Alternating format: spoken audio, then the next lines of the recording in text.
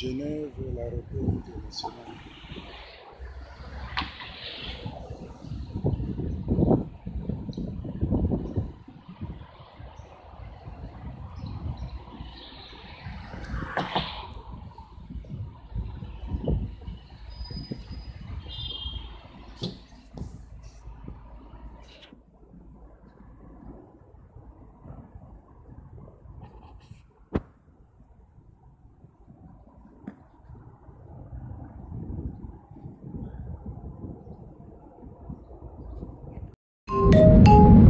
Manchester.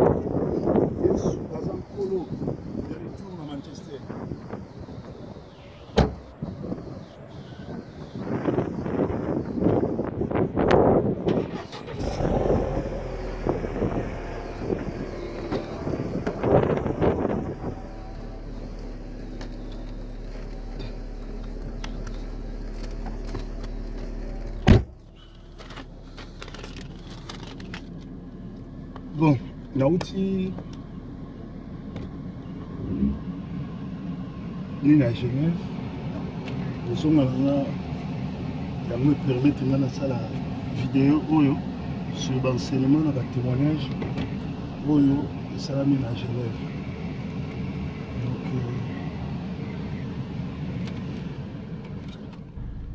voilà. Tout le monde a Manchester. Vous savez que la Bible est là. Maintenant, on a souka Satan koya. Satan koya a revenu dans l'église, a se proclamer le kola Nzambe. Et dans la 2 Thessaloniciens 2, pendant 1 na 15 au moment où. Mais la Bible est là. Apparition il y a impie, impie to diabolo et que se faire avec des éclats, avec des miracles. Alors, le lot de Satan, Satan sali que a sali des sommiers, banganga, bandoki nyonso, comme un pasteur. Et comme une église dirigée, mon église dirigée, pasteur ndoki, diacre ndoki, moi ça pasteur ndoki, chef intercession ndoki, nyonso wana moto intercession ndoki po azwa ka ba prière na bino atelemela ngo.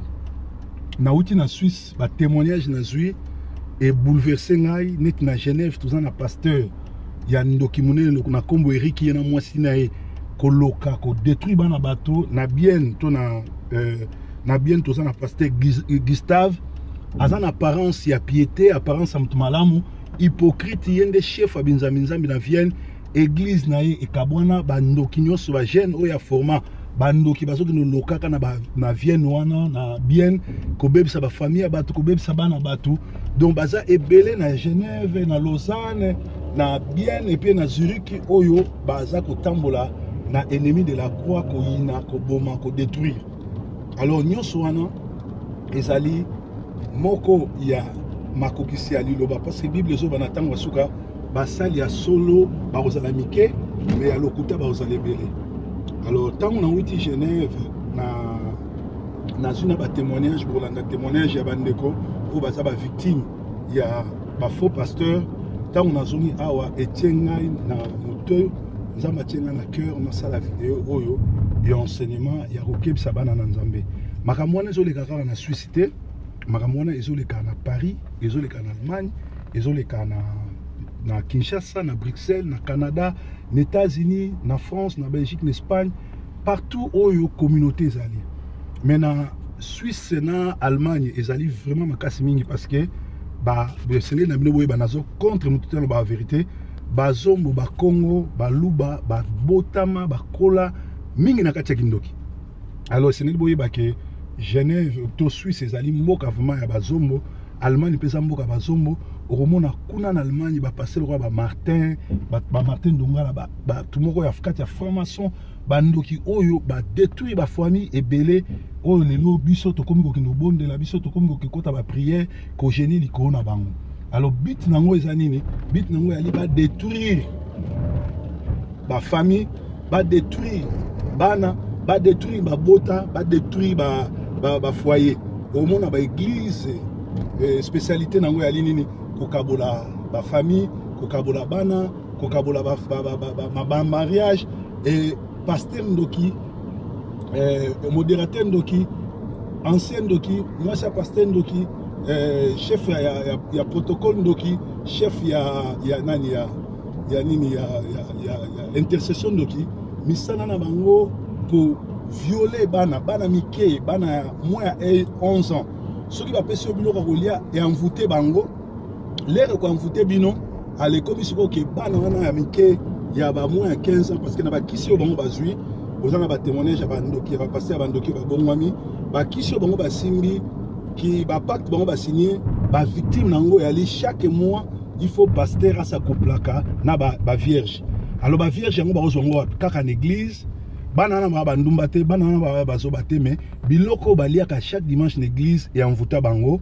okomona pasteur azui mwana ke na ye 5 mois na tuna 5 mois na loba ake a violer mwana pa kolobelo omote à part ko violer bana mike ou ya ba vierge baza sous spécialiste ya ko coucher na basi ya mabala pour la ni bazo coucher na basi ya mabala omona ba maman na ba koma ba fanatique ya pasteur ato azo sala mabe ora bango biso kenda pour l'église biso kenda pour na pasteur te biso kenda pour na mateya biso kenda otala nzambe mais comment un pasteur azo coucher na basi ya bato pasteur azo bina na basi ya bato pasteur azo respecter mabala te yo de lo baza pasteur na ye eza ndenge moko net na Manchester awa boyi masolo ya Job Lendokiski nenga bimana basi bato nenga memisaka basi bato ba sperme ba tufango or que ça masolo solo kuna soko koyi ozana problème na mobali na yo etali pasteur te pasteur akota te soko kabona bokabwani d'ailleurs ateya kutu bandimi na bango ke soki ozali na force susu ya ko s'accoupler okoyi ko somba ba pareil oyo ya ba sala rango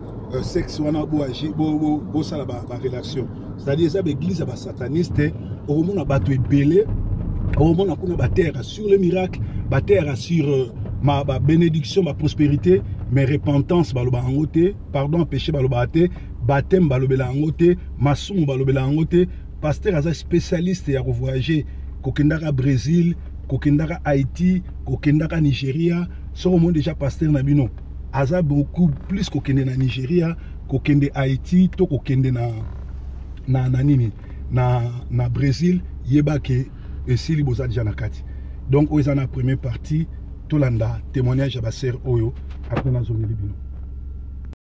Shalom shalom shalom, vous êtes sur Sentinelle TV, émission de révélation, émission où Jésus-Christ est Seigneur, et dans cette émission nous sommes en train de parler ou de démontrer les abus de soi-disant serviteurs de Dieu, mais en réalité sont des serviteurs du diable, envoyés par le diable pour détruire vos familles, détruire l'église, détruire vos enfants.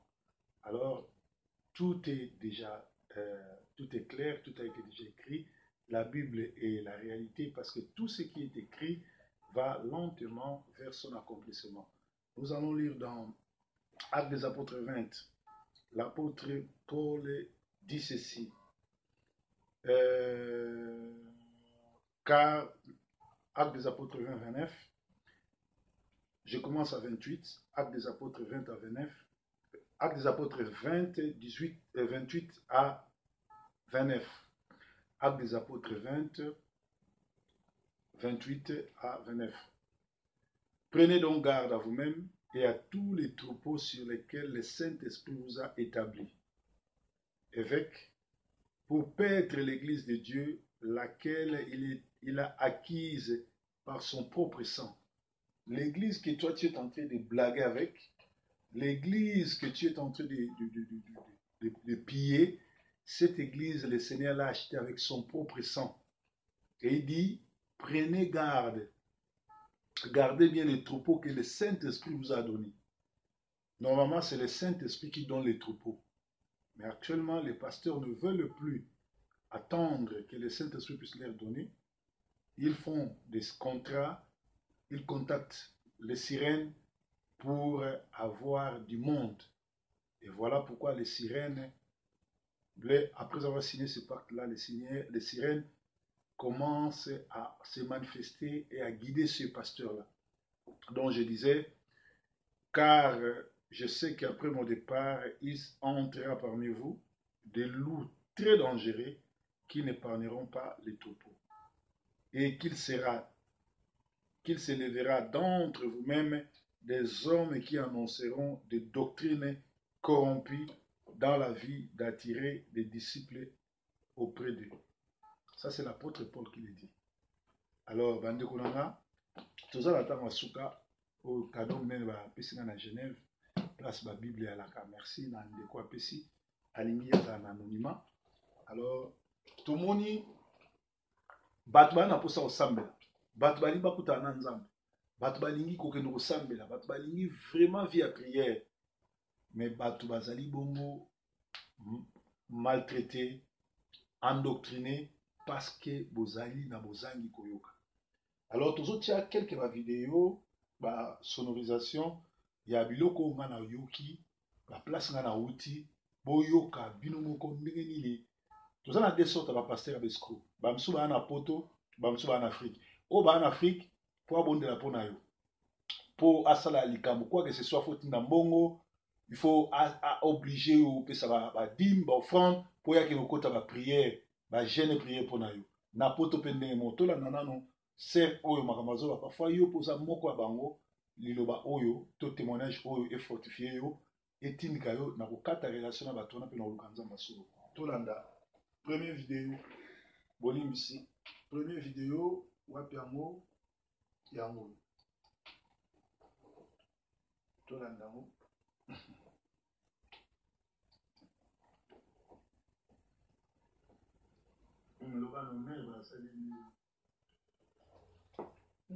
Kuna siku ezali na problème moko boye kuna il fallait kobondia na ndako parce que biloko nga na mona bandeko na nga mpe baza na mata oyo bamonaka so babiloko kuna sikoyo ntango toyoba ekolakisa so paster wana aza na bakotaki bantike wana paster wana alobi eza na babiloko bakunda na nini na avant nanozwa paster fo leka ndeni il faut pesa nini il faut leka na nini okobenga réception il faut pesa $100 $50 biso bakotaki $100 na pesa $100 ye mpe sikoyo afa.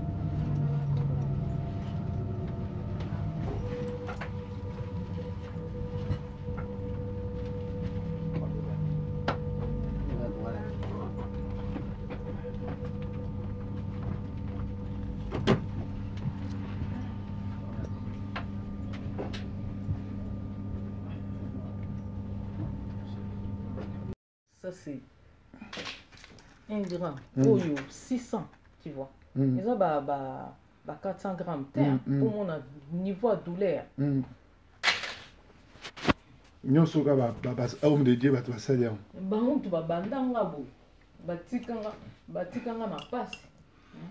Mais c'est ça le problème. Tout le monde a stress en beaucoup. Tant que tu as un Zambé, ce que tu as Jésus-Christ était dans sous comment tu as Jésus, il y a le Christ était de Nazareth.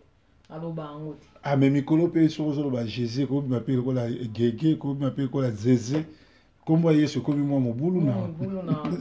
Faut bien sûr que nous tombons à Jésus, Gégé, tout à Zézé, n'a évité. Et comme moi, mon boulot.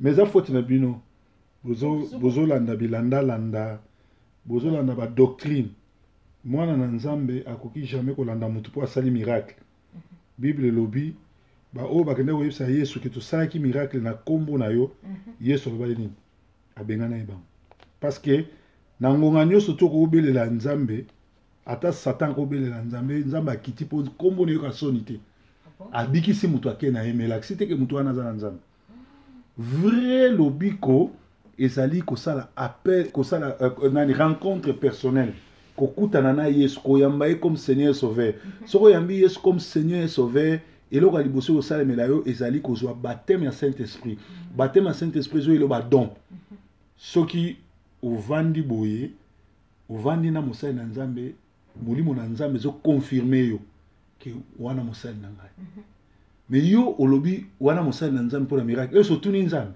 faut tuna nzambe faut tuna nzambe nzambe aloba po basali ya lokute belé bazoya na kombo na Yesu et puis mosali na nzambe solo yali soki okike obengi mosali na nzambe abondela pona yo obi oyoki oyebisi kozana ba problème abandi ko yebisi ke faut faire mbongo abandi ko yebisi ke faut kutana boyo osala boyo tika na yo les sali ezali nano gratuit et puis bafutaka mbongo te. Mais pasteur bakoma na système de na Kinshasa kuna oyoka afamataka bangomba na bango bakenda usambe kabila zotinda ba soda partout mais bango bangomba o bango bakenda na ebiti il faut bamata ngomba baza soki 7 ba faut balia basala bo transport mais na ebike transport kuna tanso botambola bango makolo mo faut pesa transport so ba osala 4 jours soki 3 jours so ka bi ba demo za nango faut ba bima pendant 4 jours asaleli yo facture voilà. Oui, dans un matin, mon peuple périt par manque de connaissances. Est-ce que dans la Bible, les gens de Sika Yesu, est-ce que nous avons jeune na prière pour na batu ba fouti mbon, ba pese mbon à transport. Les Camerounais surtout mutozo ipsayo, il faut tourner verset biblique ezali. Il faut ipse verset biblique ezali wapi. Parce que tant on zo kanisa mutu, il faut bakozwata na bango pona yo osala makambo na bango ebela osala bakozwata pona yo mbala liboso bien mais deuxième to so osala ba 4 jours osala ndenge sikoyo ba osala 4 jours nana zo bango na musala yo mutu obenga bango ou bien nzambe mutu apesa bango musala wana vraiment mutu oyo azo sala mutu afuta ke mutu azwaki na musala yango moni ba okufa pauvre ba pasteur congolais ba baki ba bongi baza yo so moni bango na ba avion moni bango na ba ni lokuta pona nini po baza ko luka salaire na maboko ya bato ole ba luka nzambe nzambe apesi yo musala zela nzambe asala nini afuta yo yo olobaki okendo sala 4 jours 5 jours nana peso mbongo ya bilia mbongo ya tike mbongo nini ngam nazoki na musala te ngam na benga yo te. Donc, bino ce que vous pouvez savoir, po bozangi connaissance. Entre temps, moi un cousin na yo, moi na moi na bino, camarade no bokola na ye, pasteur na yo à Kinshasa, boboye na poto. Na Kinshasa bozabo sambela. Bo ba pasteur na bino Kinshasa botika bango. Vraiment, ti lelo ba bonde. Po aller kana TVT, po aller kana YouTube te ndenguye za te non. Ndeko nango wala ndinga. Bonde la mena ki pakete. Asi bino boye binzambe te. Parce que ndeko na yo ozopesa mbongo te pasteur asambela pona yo ozwa vision ya opesa mbongo te aloko mona aventurier moko yango bazobuka bandako na bino yango bakomosala bino ba aventure bongo konyokola bino kosenga bino ba mbongo na babilamba ba misusu bazokosa bato mabala tout et tout faute na bino parce que Bible lobi mon peuple périt par manque de connaissances ngai soki mondimi abenginga preuve yango yo benginga na ye tiawa na sengi yo combien si vous savez na sengi combien ozomona eza biloko koteka te eza teke nazoteka onction nini po yo pesa mbongo non nakoya na bondeli soki nzambe atouche yo ke omoni ke mosali na nzambe ayaka na ndako na mosali na nzambe akokende maboko pamba te soki lipe monani opesinga soki eza petenet malala ji nameli na kenanga mais ce que moni mosali na nzamba ya lobi mama ndenge na ye boye facture ezali boye eza 10 francs 20 francs 30 francs yeba ko zepa nganga OK pas pasteur te mais idée wana kutu eza pe ka te. Te me po otanga la Bible te. Boso tanga Bible te eza na Bible. Bible lobi boye pa na ngai. Bo pesa nga mikumba na bino pesa bino ni repos. Et puis Bible lobi te bo kende pa ba pasteur ba gêner pour na bino ba ke na bango mano. Et puis Bible lobi soko za na problème kota na ndako na kanga chambre banda ko bondela. Bo zo rapé temps ya ko kanga na chambre ya ko luka nzambe yo moko avant que yo luka nzambe mutu songolo. Lelo batu boni ba kufili ko ba passer ba South Afrique. Na Bruxelles na Belgique batu boni ba kufi likola kolanda walesa batu boni ba kufi batu boni ba kufi likola kolanda Muchenga batu boni ba kufi likola Tony Silas batu boni ba kufi likola Marcelo Tonas batu boni bazo kufa likola ba pasteur oyo balekaka na ba TV bongo oyo ya albinos comme walo ouais nazana ndeko na nga moko akenda kobeta nini abanda obeta guitar epana abengisi bato na Angola bayi bato wana babeti na Kinshasa balongwe bakoti mboko oyo nini pembe na Angola Matadi boma te Mwanda voilà après bakoti Angola oyebi ke mwana na kenda ti lelo sans suite po bafutaka ite babeti bato wana mutu abengisa bango walo baye pasteur wana lokutana ntango aye atei bazwi bango bagene wana il faut toketa tokoma tondo beta na mwanda bakomi kuna futa bango toso na futa bino na Angola mais soko poni bo porta po walo mutu ayebi pasteur wana parmi bandeko na tokoka ete mengai leki nanga zonga leki nanga beta la base ya zonga me mwana ya ndeko nanga cousine biso tilelo bokoka ete na ndeni bafunda ye mwana na mona na rate bana bakota 3-4 ba mona na rate bafunda ye mais tellement za na ba relation na kini ba relation kokoka te okoka ete mwana na bunga tilelo bana na babunga aza kutu ye moko te yanga propre le cadet na biso azonga on do beta base mais mwana na mususu ya mbunda amona na te do bofundi ye mais aza na relation makasi na Kinshasa moye bokangeza okoka ete mwana biso na komi na Luanda mona nde bazo refouler ba nini ba congolaise na niveau moko osakana te ya mabe alengi po ya bimaka ta neka na Kinshasa abenganga ya tindelanga biye na zonga ngabi yo na pekise pe kwa $300 ngokende kufa après neko tinda mbonga parta nini kuna mboka nazalaki na ndenga zonga me mwana wana bazaki na liko zonga tinga funa zwa mbongo na nga na beti 3 jours pa walo afutinga te nga funa kende zonga tati na Angola balanda pasteur ona na Angola bana tilelo sans suite mawa mingi yo voma pasteur andengo na bana bazobeta miziki pa na yo tilelo ba mona na pete ba famille ba mei ko funda ye ba koki ete ba pauvre maman na rifla au cocaïne mais azote asango malamu bato na poto babi walo pasteur na bango pasteur anguya pasteur a Tirbo po amelaka Tirbo King bato bazo soutenir ye fa bazaka miso ofungwama pour vraiment soza na Saint Esprit okondima makambo bato na ba osala ta 4 personnes bana na moins de 30 ans bakeka abo tobite na Angola so bakomse bango ba PD so ba osala nini bana na Angola tilelo et mabongo ezosala na milieu ya église et puis ba chrétien bazali moi na biso anda osambela kuna kenda suku na te azonga mbongo koma siko pa ya ndeko ya biso tokipaka te wana na biso abondelaka mais totale ndeni siko na komo comprendre ke nzamba solo eza bisika bongo azoteya ye loko atiaka mabonza te ma nini baveye na bango nde bakenda kolala ye asala yango te bato bazokima ye azofandisa bato na babriki banini eza te bato bakimaka ye mawa mingi okombola bureau ya bando okombola bureau ya Coutinho parce que nazalaki na l'époque on a 19 ans 18 ans 19 ans biso ndo na muka 6 heures bana kote kuna tobanda osanga na prière atongo ezalaka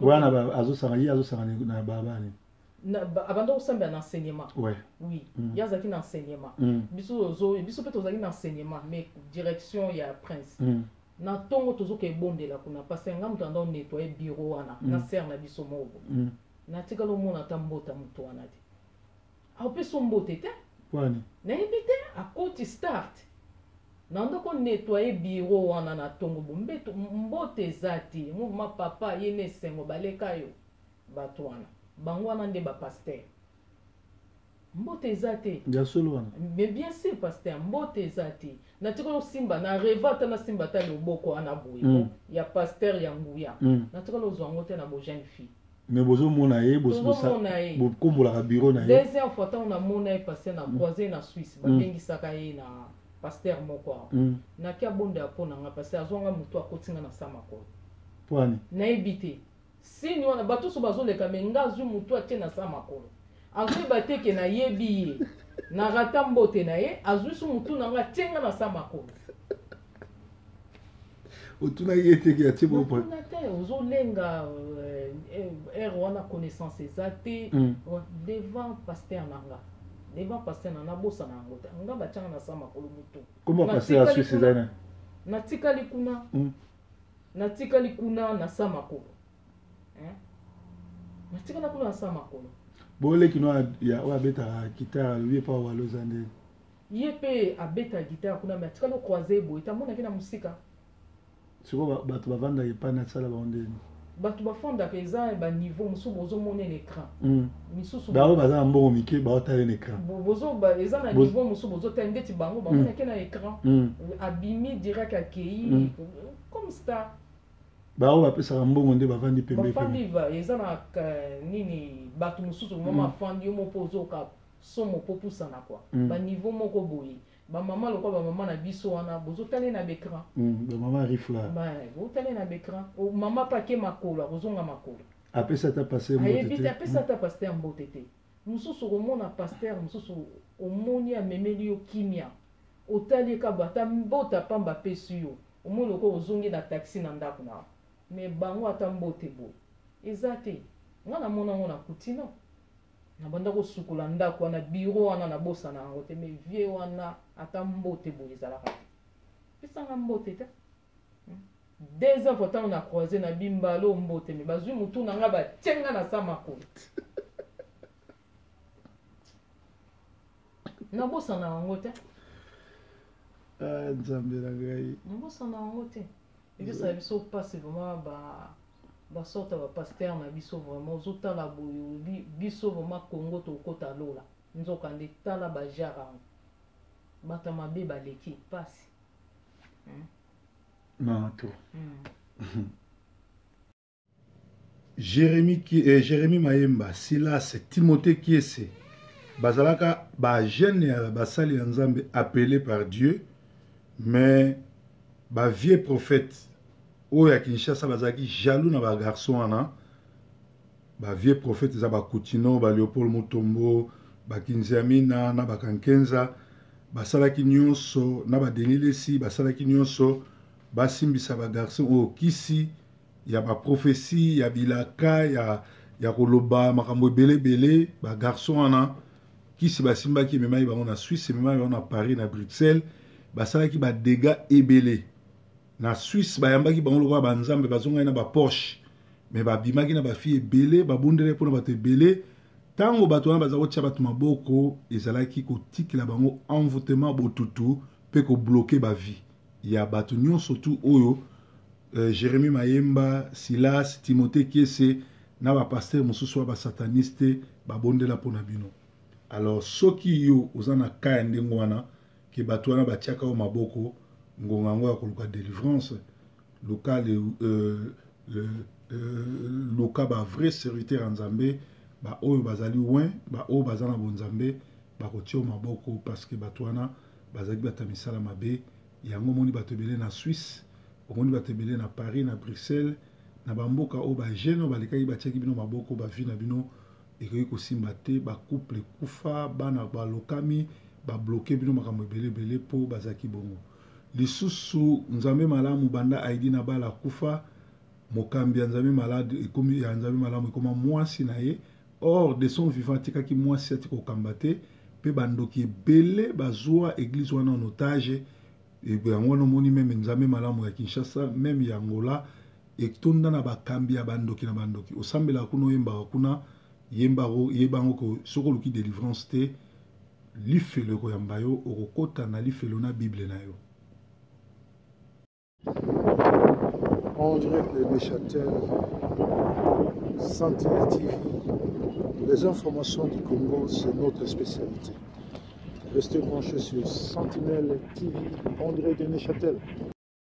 Donc je disais, témoignage est ébélé. Mon souvenir nous faisons la vidéo, pasteur moi en Suisse, a essayé de diminuer so batika bulumbu pour bakutana na Yesu. Batutu exécuté. Vous avez la vidéo, pasteur sud-africain a essayé de diminuer matiti. Batutu exécuté. Vous avez la vidéo, il y a ndenge na ndenge oyo zo laksaki ba pasteur bazo travailler bandimina bango bazo comme ça bango bazo hypnotiser bango pour na envoûter bango ndenge moko bazo envoûter bato wana ndenge pe basala na ba jeune fille ko violer bango ko bibana bango nyonso wana. Alors témoignage mosusu ba auto tindelanga awa je crois bozaza na mona ba portable na bino. Témoignage du pasteur nigérien Chiduben Akou. À lire absolument, chers chrétiens, réveillez-vous. Mon nom est Chiduben Akou. Je suis pasteur, mais j'ai déçu Dieu et je ne sais vraiment pas par où commencer pour raconter mon histoire. Je dois vous dire la vérité. Je ne vais pas vraiment dire si j'ai eu un appel ou non. Donc le pasteur lui-même a évité son inzama benga etotedo à s'introduire yemoko. La plupart va passer pour l'andalelo. Azanga guide spirituel, ayoka appel nzambete amibenga yemoko. J'étais professeur de l'école de dimanche dans mon église pendant 9 ans à Kuduna. En 1999, j'ai été amené à commencer une église, mais à travers les expériences que j'ai eues à ce jour, je ne peux pas dire que j'ai été conduit par le Saint-Esprit pour commencer cette église. Le pasteur reconnaît qu'il n'a pas été appelé par le Saint-Esprit, il n'a pas été envoyé, mais il a commencé quand même une église. En 2018, je ne faisais aucun progrès spirituellement et matériellement. J'ai vu de nombreuses églises qui ont commencé plusieurs années après la mienne à voir le vent en poupe et continuer de progresser. À un moment donné, je ne savais pas quoi faire de nouveau et après avoir discuté avec ma femme, j'ai décidé d'aborder le surintendant général d'une église qui a commencé 7 ans après moi que j'ai commencé mon ministère. Et lui a expliqué que personnellement, je ne faisais aucun progrès dans mon ministère. Donc le monsieur a vu une église qui a commencé 7 ans après, mais cette église-là florissait, cette église-là grandissait. C'est-à-dire le monsieur a envié et il est parti demander à ce monsieur de l'aider. Mon ministère atteignait jusqu'à 200 membres. Et après une courte période, il se réduisait de 50 personnes et parfois, il passait de 150 à 40. Donc le monsieur qui avait 200, 150, 40 fidèles, c'était peu pour lui. Il voulait avoir une méga église, comme vous l'appelez actuellement. Je m'étais approché de lui parce que la croissance de son église était rapide. Il avait commencé l'église en 2006 et en 2012, il avait enregistré plus de 11 000 personnes en un service de chaque dimanche. Et il gagnait beaucoup d'argent et conduisait de grosses voitures, y compris les derniers Jeep. Donc le monsieur roulait carrosse et ça fait que ce monsieur l'enviait et il est parti demander conseil. Après avoir écouté, il me promit de m'aider à résoudre mon problème. Il me dit que je devais avoir de pouvoir et que cela me coûterait beaucoup d'argent et qu'en plus, je devais avoir un cœur grand et fort. Quand ton ministère ne marche pas, quand rien ne marche, il faut rentrer dans la prière, aller demander celui qui t'a appelé dans le ministère. Qui t'a appelé dans le ministère? Ce n'est pas le pasteur, ce n'est pas le surintendant, mais c'est Dieu lui-même qui t'a appelé. Alors, demande Dieu, entre dans la prière, demande Dieu, il te dira ce qui se passe. Alors, vous allez voir que le monsieur ci-dessus, après avoir consulté le pasteur de cette église, il va signer le contrat avec le diable, avec la sirène, s'accoupler avec la sirène, et la sirène va lui donner des consignes d'aller coucher avec des vierges, coucher avec des femmes libres, des femmes mariées, pour la croissance de l'Église. Alors, des histoires comme ça, si le Messie fait l'alliance avec les diables, avec le sirène, tout ce qui sortira de sa bouche sera suivi automatiquement par les fidèles, comme les brebis. C'est-à-dire, personne ne posera des questions, personne ne discutera, tu donnes des consignes et il les respecte.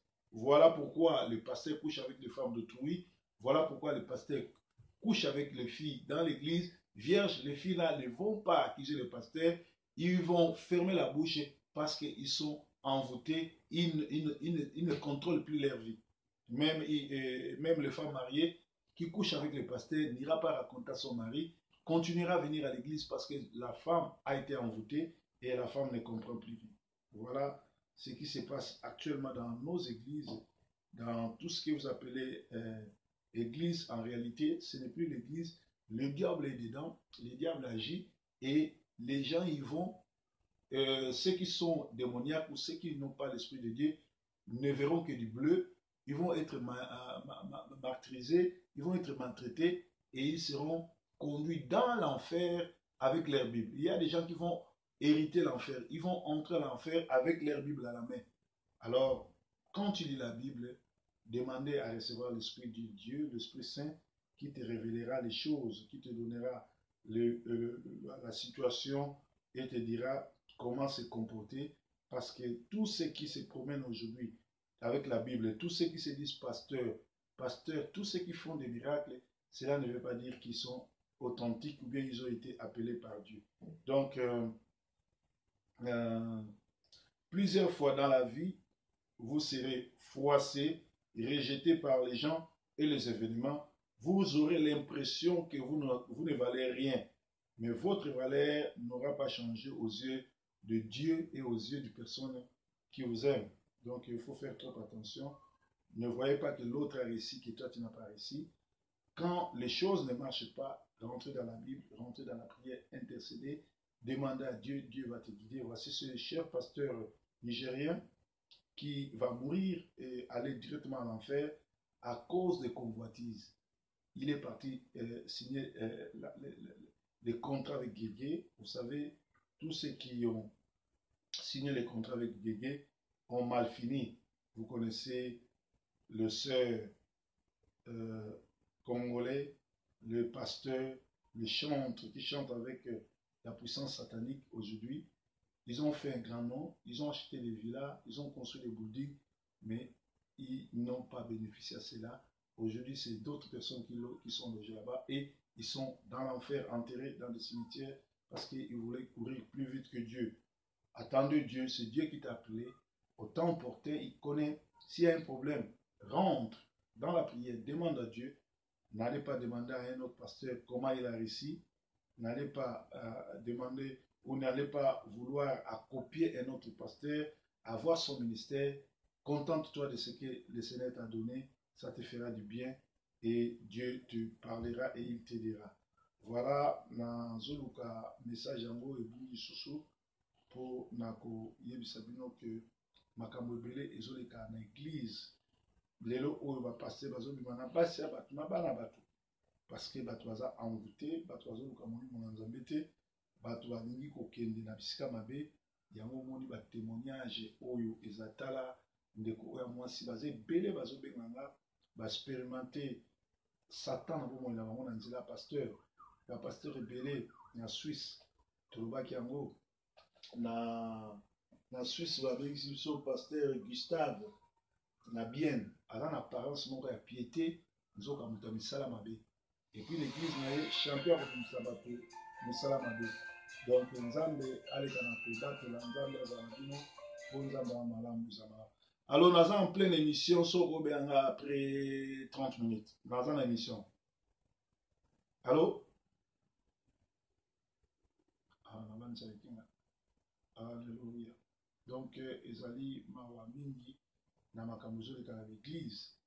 Eza malamu kozala na église ya bato ozoforme bango mpona kokenda lola et non église ozoluka mpo bato bapesa mbongo koma na mbongo ebele. Bien aimé toyaki bolumbu tokosoka bolumbu soki Nzambe apesi yo lipa apesi yo kwanga akumisa ye koluka te okoma meilleur mais dans les bêtises. Koluka entraîner les foules quand Dieu ne te l'a pas donné, ou bien ceux qui n'ont pas quitté. Soko lingi ba foule, senga et pas Yesu, yende mo pesi na foule. Yende mo tondisi église, yende mo pesi ministère. Alors, Nzambe aleka na kobatela témoignage oyo esala effet moko na bomoi na yo et permettre yo te na koluka susu satana, na koluka kisi, mais na kosala confiance na Nzambe. Po Nzambe abongwani te, azali sima ya liloba na ye, azali na kati ya bato bazoluka ye. Soko ozoluka Nzambe, en tout cas amonanaka. Nzambe ayokaka, Nzambe arepondaka. Mais kaka Nzambe ekozala malamu po na bomoi ya yo. Nzambe aleka na kobatela bino. Nazoluka témoignage yango en attendant exhortation oyo. Natanga parti ya suka bomona ndenge pasteur wana sukaki. Parce que ba témoignage oyo comme la bino po boyeba ke l'église ezali, Nzambe azali, mais bato mingi lelo baza batamisa mabe tolanda bango te. Sikani ozokende osambela. Nani azotio maboko. Pasteur no nani eza très important na vie na yo. Parce que ce qu'on dit, un pasteur aventurier, et vous souhaitez l'homme mabe, peut vivre au mobimba, au rolela, peut au remosuka na moto. Lui fait le zali, l'eau le ali, l'eau lana lui fait le toko tango, na église ni tozolanda. Montuni yozolanda. Ce qu'on dit, pasteur manam a remémon na lola, ce qu'on dit, pasteur mabe a remémon na lui fait le tala, na ma vidéo, tout ce qu'on a batundenge, bazolanda l'église, il y a l'aventurier, l'église à la sataniste, l'église à la guégué, l'église il y a bato bazanga mouya na Nzambe, l'église oyo bazolobela toujours miracle mais balobela sur la repentance te, balobela sur boye to retour en kolo te, ba préparer bato te na kozonga en kolo, ba préparer bato te na kobongisa bomoi na bango, ba préparer bato te na kokota lola. Voilà. Yango ezali mawa mingi tozotanga de témoignage yango yo alobi. Ainsi il me demanda si j'avais un cœur fort et je lui répondis que j'ai ça pourvu qu'il n'agisse pas pourvu qu'il ne s'agisse pas de tuer des humains. Il me demanda 3 fois si j'ai un cœur fort. Je lui fis la même réponse. Encore une fois, il me demanda si je voulais un pouvoir unique ou un double pouvoir. Je lui demandais lequel était le meilleur et il déclara que le double pouvoir était le meilleur, mais c'est que ça me coûterait beaucoup d'argent et qu'après réception de ce pouvoir, il devait me donner des instructions sur comment les maintenir et les renouveler. Donc, c'est là, cette fois, j'eus peur. Et je lui ai demandé si le maintien et le renouvellement du pouvoir impliquaient un rituel. Il dit non, que tout ce que le renouvellement et le maintien impliqueraient seraient des choses normales que je faisais déjà, que je ne devrais pas avoir peur. Il me dit que je devais aller chercher 350 000 naira et j'ai dit emprunter à ma femme. Le lendemain, je lui remis l'argent. Il me demanda d'aller me préparer pour que nous allions à Lagos et à Port Harcourt. Je me préparais et nous prîmes le vol d'Abuja jusqu'à Lagos le même jour. À Lagos, nous logeâmes à la maison des invités d'une grande église.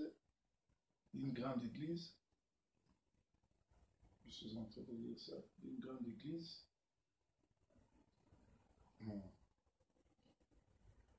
D'une grande église. D'autant va comme à Abuja, ndeko oyo amemi na plage sirène abimi, sirène wana basa couple na ye, akomi ko bimela ye, akomi opesa nguya, lera azoteya bato bazokweya, yango ozomona lelo oyo na l'église mosusu pasteur mosusu azoteya bato bamemi na mokongo, l'église mosusu ata boyebisi bato ke ewa Satan azali, bato bakondima te, donc ezali biloko oyo ezoya oyo Nzambe asalakisi biso oyo pe esengeli na biso toluka koyeba ngo mpona kokima. Donc témoignage oyo ndeko oyo ayi kokufa asalaki église monene akomana bandimi ebele na mbongo ebele mais apesaki amne na Satan. Nalingi ekomela yo te Nzambe na bomoi alanda yo yamba Yesu lokola mobikisi landanga na prière ba nkolo Yesu napesi bomoi na nga na maboko na yo zala nzambe mpe mobateli na kati ya vinanga zala mobateli motomboli zala elonga na nga régner na kati na nga makila etangaki na Golgotha et purifier corps âme na vie na nga abondeli na kombo na Yesu. Amen. Merci.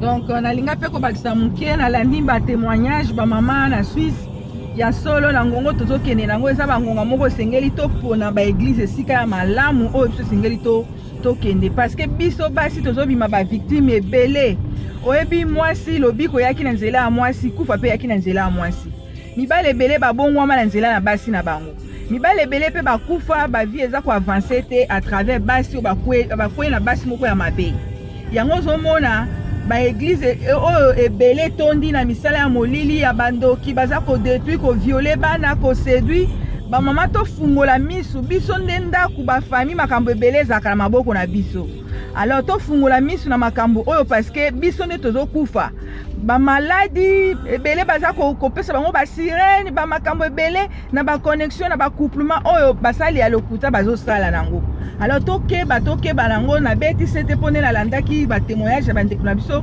na Suisse mais na émission na biso on l'appellera femme de tokolobela penza mobimba tokolobela nyonso Nzambe akanisa bino na lingai ka ko bakisa quelque chose wana to sala keba to tika mitu na biso te n'importe qui abondela pona biso to tika bana na biso te n'importe qui abondela pona bango mais to keba na kolia ba église ba église comme ba système eza ba système o bazozwela bato to boite ba benga ngo agape na église fo ezala ebele komi ba yebi ke na nzela ba agape kolia wana nde baza ko séduire ko zwa bato alors to sala nango keba biso ba mama to keba po ebele toza ko kufa Nzambe akanisa bino message o ekende na mitema na bino na esprit na bino pour la ko révolutionner bino nde tomonani lisusu na mbala na sima bye bye.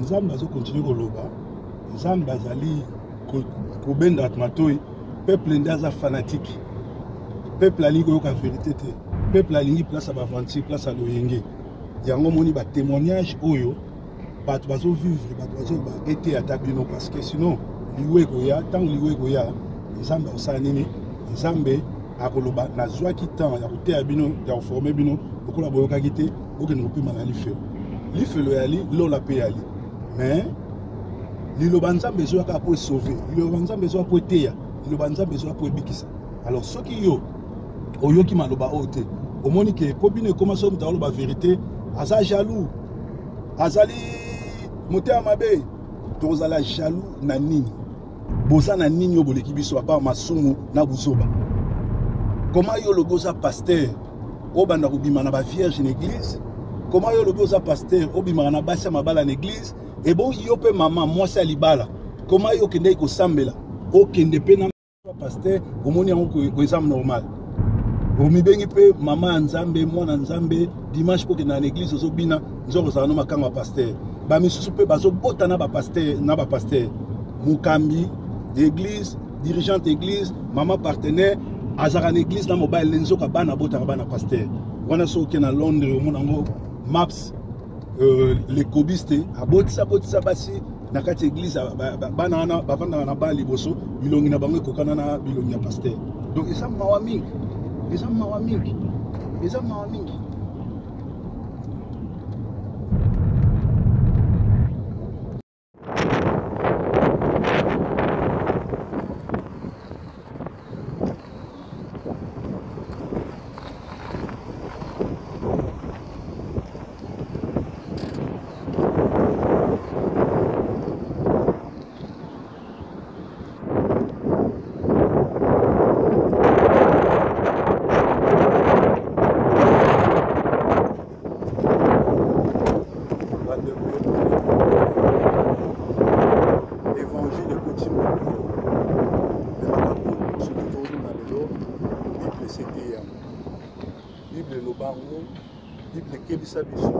apôtre balobango Jésus alobaki nangongo foyi baki Satan a sapoti l'église ndenge Nzambe ezoloba un pasteur, évangéliste, docteur, et spécialiste.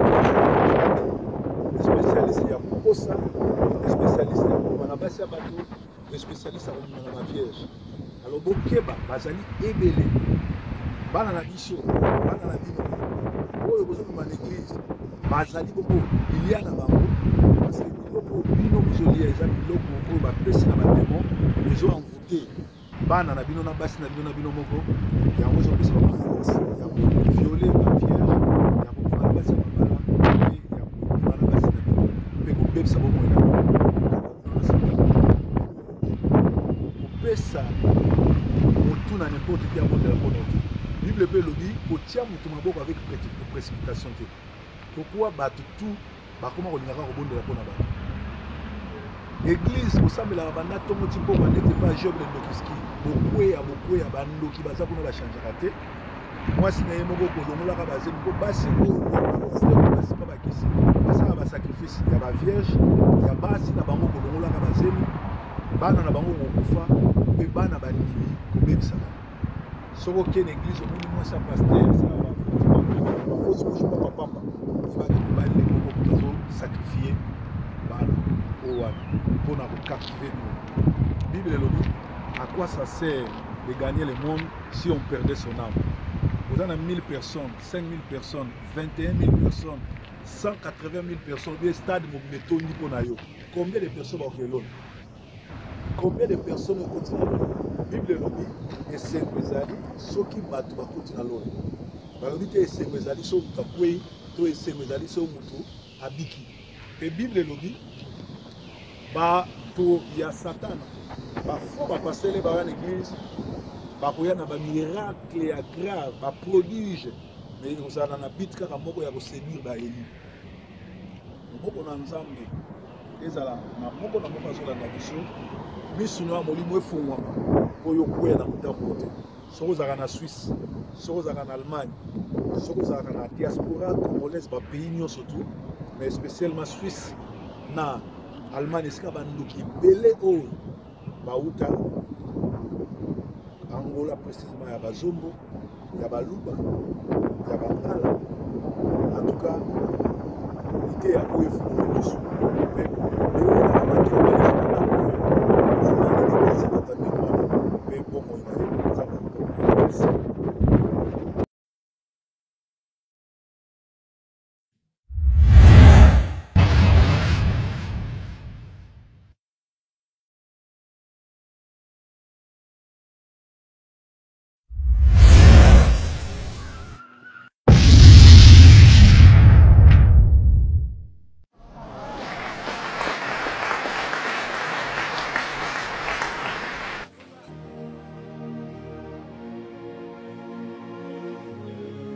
Stretch your hands.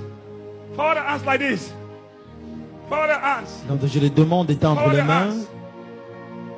Vous les voyez étendre les mains. Tout démon qui ne veut pas to enjoy your marriage vous with your réussir hands. votre I call them. mariage.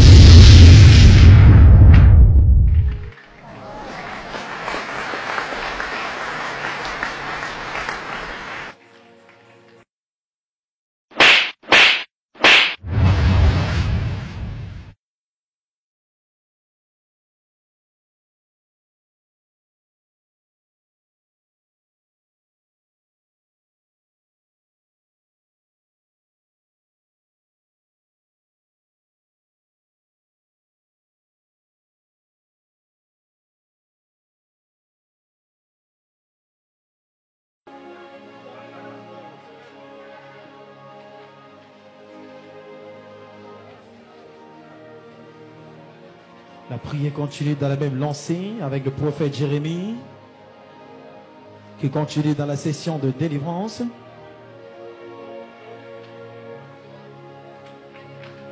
Jésus-Christ a été glorifié, elle est libérée.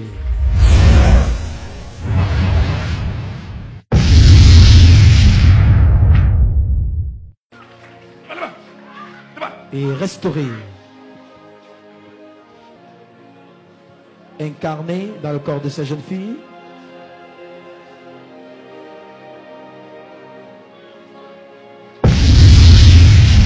Gloire à Dieu.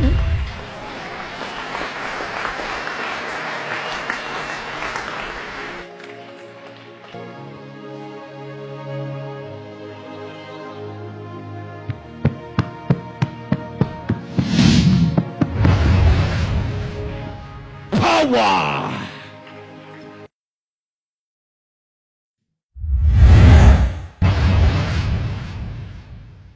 Bino boutulanda ba image wana bobengi yango nguya bobengi yango nzambe azosala me ngai mutu ya molimo namoni ke mutu wana aza envoûté, mutu wana azosalela nzambe ya satana mpe mutu wana azosala ba démonstration satanique azoloka mpe bana na nzambe oyo baza envoûté bazangi discernement mpe bazangi connaissance bazobetele maboko. Peut-être yo mpe ozalaka na esika osambelaka ezalaka bongo tikete nzambe na bomoi afongolo miso témoignage oyo et fongolo miso témoignage oyo et memayo na dimension mosusu ya ko comprendre po te lobi bakosa ote tala Silas Jérémie Mayemba Timothée Kiese bakufi lokola basoso pe mukolo Jérémie Mayemba kufa batata onda bauta na village baye kolongoli biloko batiaki po prophétiser. Silas akufi na sida apesi na mama na mwana moko mama moko na mwana ni sida pe abomisi bato ebele. Timothée Kiese n'en parlons pas. Nkosi kibota ya Londres grande qui ya mozombo azoyiba azo détruire. Alors ezana ba passer musu na tangi kombote bino mo boyebi bango pe molimo na nzambe ekofongola bino miso bokeba na mutu nyonso to azoya na kombo ya miracle mutu nyonso to azoya na kombo ya prospérité. Vraie prospérité ezali koyamba Jésus-Christ comme Seigneur et Sauveur nzambe mobikisi pe kobelela makila ma Yesu ezwa protection ya bomoi na yo. Vraiment tikete vidéo esunga yo efongolo miso.